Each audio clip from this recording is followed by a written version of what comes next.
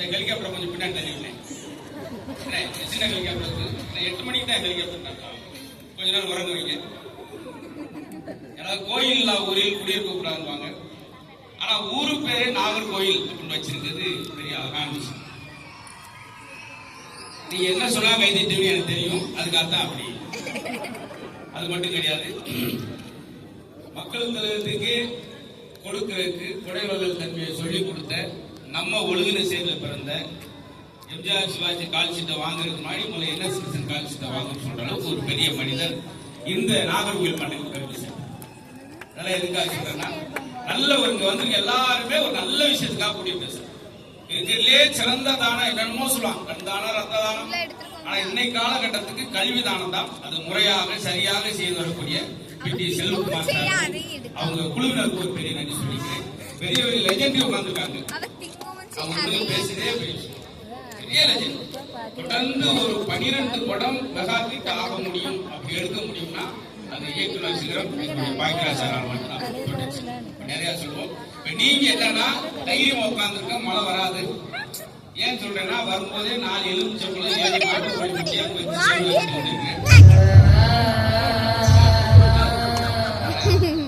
அதனால அந்த தைரியம் சொல்லுங்க.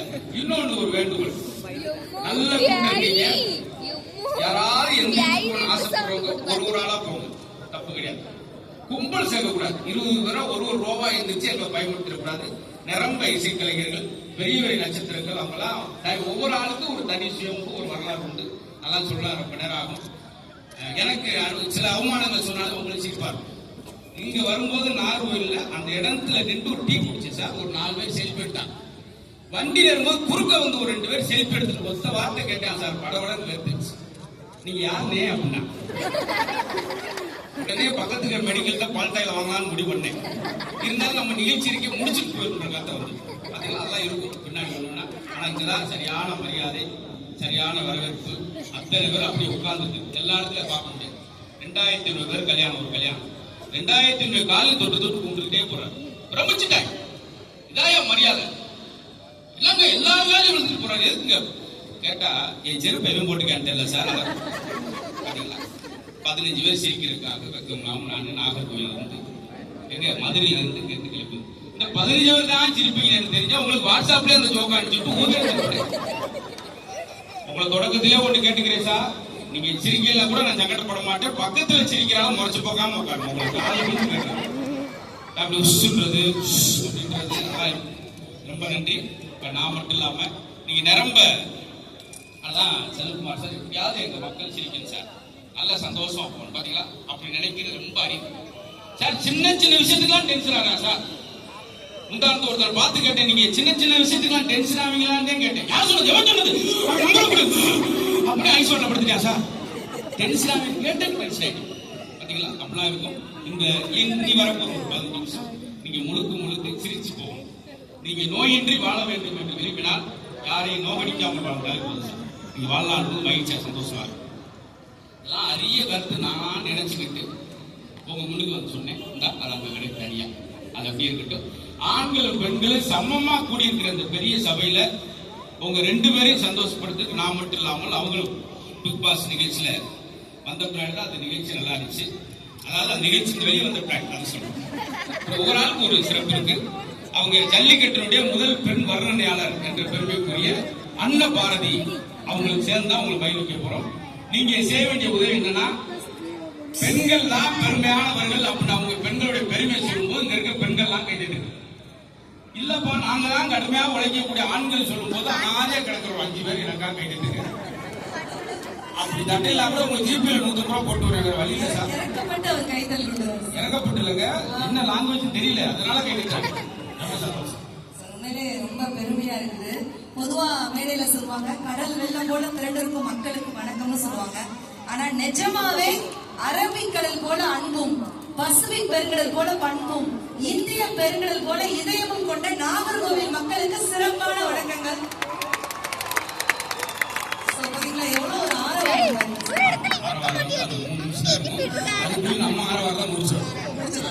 டைம் கொடுத்திருக்காங்க.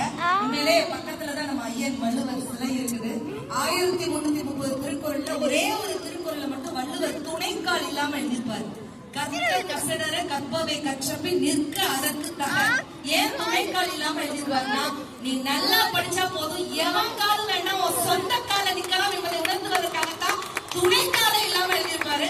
இப்படிப்பட்ட கல்விக்காக இப்படிப்பட்ட திரை ஜாம்பவான்கள் உட்கார்ந்துருக்காங்க. ஒரு பெரிய கைத்தறல கொடுத்துடலாம்.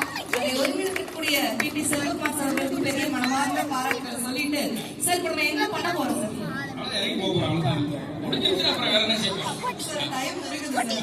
பெண்களுக்கு சப்போர்ட்டா நான் பேசுறேன் சார். நீங்க பெண்களுக்கு சப்போர்ட்டா பேசுங்க, நான் ஆண்களுக்கு கொய்யாப்பழமா பேசுறேன். உட்கார்ந்து ஏவாக்க பார்த்து போட்டு மனுஷன் கொய்யாப்பழத்துக்கும் கைகள் கொடுத்துருக்காரு. ஆமா, அவர்தான் கோப்பை வச்சிருக்காரு.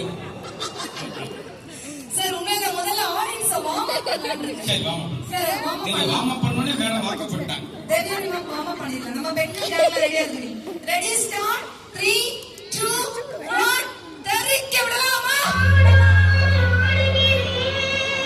ரெண்டு பேர் இறங்கிடலாமா? நான் என்ன சொல்லி கொண்டு வந்தேன் சார்? என்ன சார்? உங்களே சொல்றேன் சார்.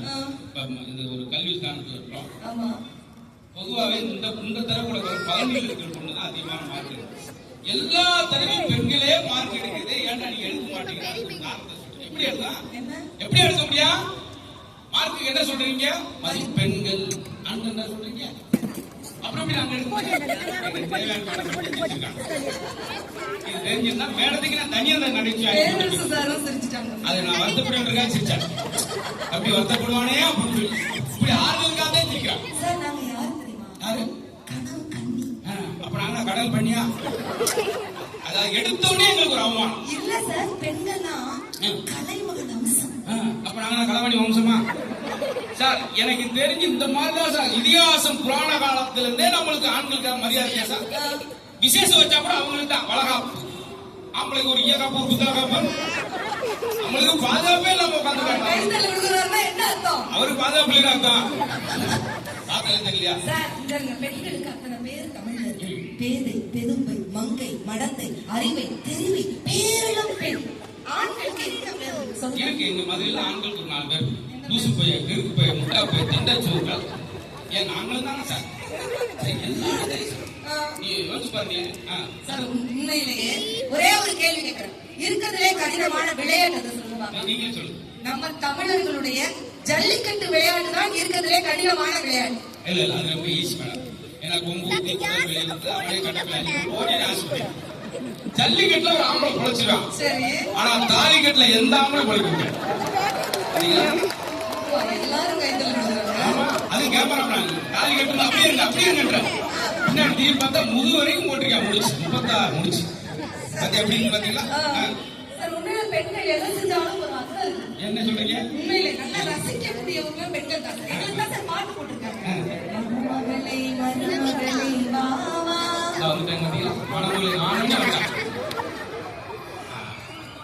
வலது காலை எடுத்து வைத்து வா வா, குணம் இருக்கும் குலமகளை வா வா, தமிழ் கோடி வாசல் திறந்து வைத்தோம் வா வா. நான் சின்ன வயசுல இருந்து இந்த பாட்டு கேட்கிறேன் சார். ஆமா. அதெல்லாம் உங்களுக்கு மட்டும் தான் அந்த பாட்டு. மணமகளே பின்னாடி ஒரு செம்ராட் மாதிரி வரானே அவங்களுக்கு. அவளுக்கு பாட்டு போட்டீங்களா சார்? என்னைக்காது மணமகனே மணமகனே போட தேவையில்ல. மடப்பையலே மடப்பையலே சந்தோஷமா சார். அது வாசல் வந்தோன்னே வலது கால எடுத்து வச்சு தாயி. ஏன் இவனுக்கு காலே இல்லையா? சரி வேற நாளை வேற வழி இல்லாம போன்கால் எடுத்து வச்சு குறையுது சார். சிரிப்பு குறையுது பாத்துக்கோங்க. நாங்க வலது கால எடுத்து வச்சு உங்க வீட்டுக்கு வந்ததுக்கு அப்புறம் தான் சார் உங்களுக்கு அதிர்ஷ்டம் வந்துச்சு. அண்ணாட்டு கேட்டா தெரிஞ்சு நீங்க வந்த பின்னாடி அதிர்ஷ்டம் மட்டுமா வந்துச்சு ஆண்களுக்கு? கொலஸ்ட்ரால் வந்துச்சு, சுகர் வந்துச்சு, பிபி வந்துச்சு, 4 மாசம் கழிச்சு ஆம்புலன்ஸ் வந்து போயிட்டேன். சும்மா கைதிடுவாங்க சார். பெண்கள் எதை செஞ்சாலும் ஒரு அர்த்தம் இருக்குது. சத்தியமா சொல்றேன். உனக்கு ரொம்ப கான்பிடன்ட் இவ்வளவு கூட்டத்துல உனக்கு அங்க தெரிஞ்சா அது பயமா? எதவா சொல்லணும்னா ஒரு சாக்கு போக்குறாங்க. இருங்க சார். நடுவகன் எடுத்து நடுவுல குங்குமம் வச்சிருக்காங்கல்ல. ஆமா. என்ன அர்த்தம்? என்ன அர்த்தம்? குங்குமம் நிறைய இருக்குன்னு அர்த்தம். இல்ல சார். ஒரு பக்கம் பிறந்த வீடு, இன்னொரு பக்கம் புகுந்த வீடு, ரெண்டையும் ஒரு பெண்ணானவள் இணைக்கிறான்னு அர்த்தம். இணைக்கிட்டேன். இப்ப மணமகள் பாட்டு போட்டா என்ன பாட்டு போட? நம்ம அன்புக்குரிய விசால் சார் வந்திருக்காங்க. ஒரு பெரிய கரகோஷம் கொடுத்து அனுப்புவாங்க.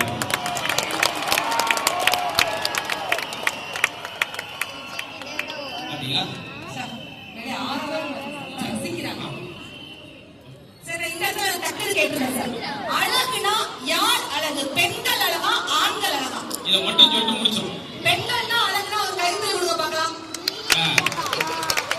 ஆண்கள்னா அழகுனா ஒரு கைத்தறி விடுங்க பார்க்கலாம். அவர் ஒரு ஆள் ரெண்டுக்கு நினைக்கிறீங்க. நீங்க என்னதான் ஆவேன் பார்ப்போம்டா. சத்தியமா சொல்றேன், இத்தனை பெண்களை வச்சுட்டு நான் சொல்றேன், மேடையில இத்தனை பேர் வச்சுட்டு அழகிகளை வச்சுட்டு சொல்றேன். சத்தியமாக பெண்கள் நாங்க தான் சார் அழகு. நீங்க அழகுனா நாங்க பேரா இருந்து போறோம். ஆனா ஒரு விஷயம் சார், என்ன இப்ப அழகுன்னு சொன்னீங்க இத்தனை பெண்கள். ஆமா, யாராவது ஒரு ஆள் எந்திரிச்சிருங்க. அதே போல ஆண்கிட்ட உங்ககிட்ட வந்து ஒரு பொண்ணு நான் தான் அழகின்னு சொல்லிச்சுன்னா ஒரே ஒரு கேள்வி மட்டுங்க, என்ன எங்க ஆதார் கார்டு போட்டோ காயமான்னு சொல்லுங்க. கண்ணு கன்னியாமல இருக்கு, வாய் வத்தல பொண்ணு நடக்கும், மூக்கு நம்ம படத்தை பார்த்து நம்மளே அதிர்ச்சியாந்து ஆதார் கார்டு நாகர்கோயில போட்டு விடுங்க. ஏற்கனவே பேரண்ட்ஸ் கேட்டிருக்காங்க. வேலையில இத்தனை யுவகர் இருக்காங்க, நல்லா இருக்காங்க. ஆமா, ஆனா இப்போ ஒரு சிக்கல் கொஸ்டின், முதல்ல திகில் படம் ஹாரர் மூவி எடுத்தது யார் தெரியுமா? முதல்ல திகில் படம் பேய் படம் எடுத்தது யாரு? நம்ம ரேஷன் கார்டு போட்டோ எடுத்தவங்க தான். நம்ம போட்டோ பார்த்து நம்மளே அதிர்ச்சியை போட்டு போயிட்டோம். சரிங்களா?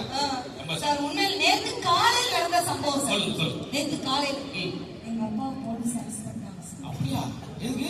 ஆமா சார், நேத்து காலையில மேடம் அமைதியா கேட்கறாங்கன்னா கொஞ்சம் ஆர்வமா கேட்கறாங்க சார். போலீஸ் அரெஸ்ட் பண்ணாங்க. எதுக்காப்பா?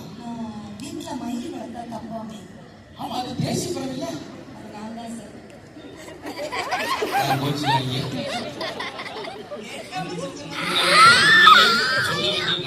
நீங்களா 7 வருஷத்துக்கு முன்னாடி உண்மையிலே எங்க அப்பா போலீஸ் அரெஸ்ட் பண்ணிச்சு. அப்புறம் புலி வளர்த்தா சும்மா விடுவாங்களா? சரிங்களா சார்? ஏன் எல்லாரும் கைதிட்டாங்க? புலி குழம்பு சாப்பிட்டு வந்தாங்க சார். பெண்கள் அவங்க நினைச்சா சிகரத்தை கூட தொட முடியும் சார். இந்த இடத்துல எல்லா பெண்களும் ஆண்களே கைதிட்டு. ஏன்னா இப்ப கூட நம்ம சுனிதா வில்லியம்ஸ் ஒரு நாள் 2 நாள் இல்ல, சுனிதா வில்லியம்ஸ் ஒரு பெண் 286 நாட்கள் விண்வெளியில போயிருந்து இந்த பூமியில கால் பதிச்சிருக்காங்கன்னா அந்த சிங்க பெண்ணுக்கு ஆண்களும் சேர்த்து கைதட்டணும். ரொம்ப சந்தோஷம், ஏத்துக்கலாம். 286 நாள் போனாங்கல்ல. ஆமா சார். எல்லா சீரியல் சுனிதா வில்லியம்ஸ் போட்டீங்களா?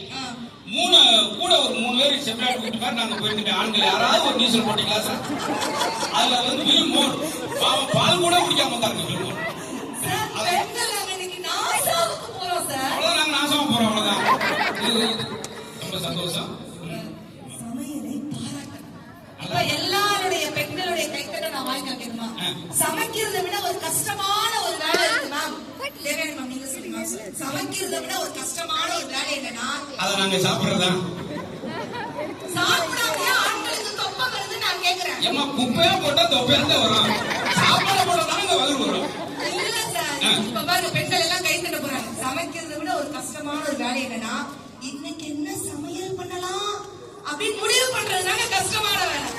அதெல்லாம் கேட்டீங்கன்னா சமைச்சு என்ன தட்டியா போடுறீங்க? ஒரு நெட்ல தானே போடுறீங்க.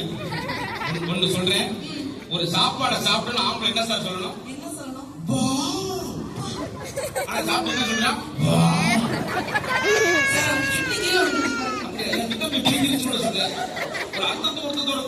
அதே போல ஒரு சாப்பாடை சாப்பிடணும், அது மறக்காத அளவுக்கு நெஞ்சிலே நிக்கணும் சார்.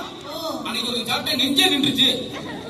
நல்ல நிகழ்ச்சி. நீங்க வேணும்னே உட்காந்துருக்கீங்க, அதுக்கு நான் ஒண்ணு ஜெயிப்பேன் சார். உண்மையிலே சார், இப்ப நீங்க எல்லாம் பொங்கல் வைப்பீங்க. நமிதா மேம் பொங்கல் வைப்பீங்களா உங்க வீட்டுல? அதான் பொங்கல் எங்க தலைவருக்கு விஷால் சார், விஷால் சார் உங்க வீட்டுல பொங்கல் வைப்பீங்களா?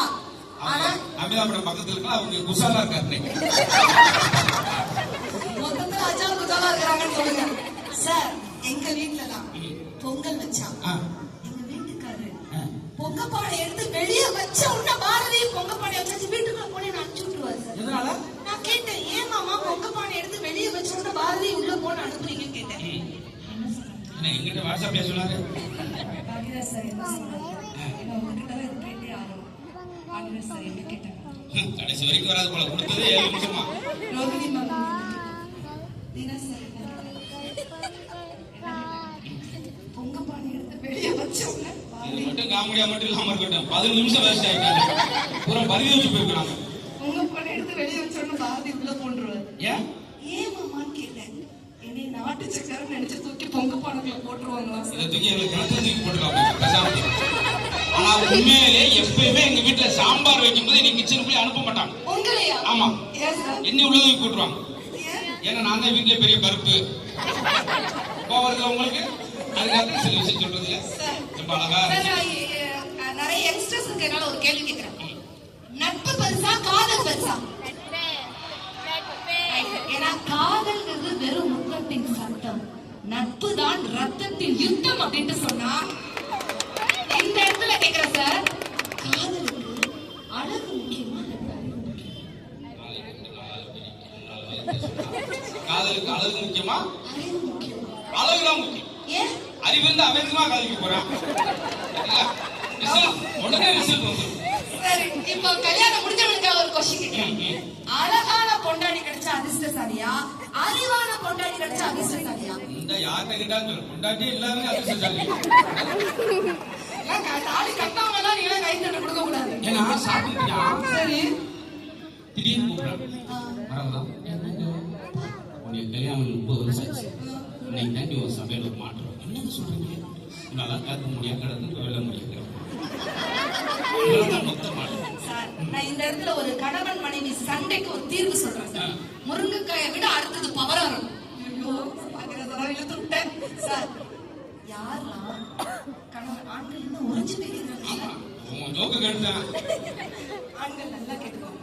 யாரெல்லாம் மனைவிய 8 செகண்ட் கெட்டி பிடிக்கிறாங்களோ அவங்களுக்கு 80% நோயே வராதா சார்? ஒரு ஆய்வு அறிக்கை சார் படிச்சேன். இவரெல்லாம் 4 நாள் கட்டி பிடிச்சாரு.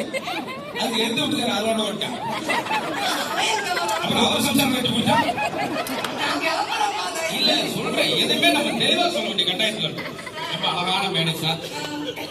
முழுக்க நான் ஏற்கனவே சொன்னேன், நீங்க கொடுத்திருக்க ஒவ்வொரு ரூபாயும் அது ஒரு நல்ல காரியத்திற்காக நாகர்கோவிலை கல்வி வளத்தில் சிறந்த நகரமாக ஆக்குவதற்காகத்தான் இருந்தது. ஏன்னா காற்றுக்கு வாசிக்க தெரியாது, இருந்தாலும் புத்தகத்தை திருப்புகிறது. இதெல்லாம் கவிதை தெரிஞ்சவங்க கை நீட்டிருப்பாங்க. பரவாயில்ல, நானே எனக்கு கை நீட்டி நானே சிரிச்சுக்கிறேன். உங்களுக்கு அன்பு வேண்டும் வைக்கிறது என்னன்னா, எந்த சூழ்நிலையும் எந்திரிச்சு போகாம நிறைவேறிக்கணும். நீங்க கைதை தாட்டியும் பரவாயில்ல, சிரிக்காட்டியும் ஆளா உட்கார்ந்தாலே குபீர் எந்திரிச்சு எங்களை பயமுறுத்திருப்பாங்க. ஏன்னா என்ன விஷயத்துல இருக்காங்க, பெரிய ஜாமான். நான் எல்லாரும் பத்தி சொல்லலாம், அவ்வளவு விஷயம் பெரிய அறிவு கிடையாது. அதே போல நம்முடைய விசால் சார் வந்திருக்காங்க. எல்லாருமே இந்த விழாவை முழுசா ரசிச்சு சந்தோஷமா மகிழ்ச்சி அறிக்கை போன்ற என்னுடைய நோக்கம். எங்களை அழைத்து வந்ததற்காக பெரிய ஒரு நன்றியை அந்த விழா குழுவுக்கு தெரிவித்து அன்போடு விடைபெறுகிறோம். நன்றி வணக்கம்.